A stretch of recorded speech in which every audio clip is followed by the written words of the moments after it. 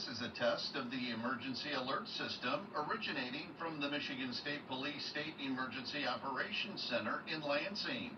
If this had been an actual emergency, such as a tornado, toxic material release, nuclear plant incident, widespread phone or power outages, or other state or local emergency that affects safety, official messages would have followed the alert tone.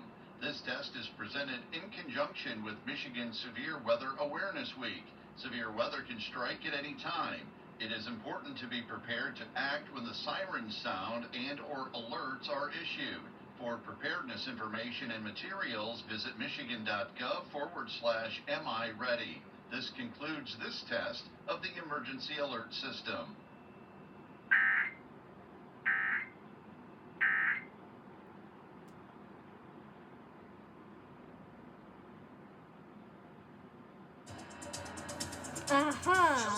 Okay.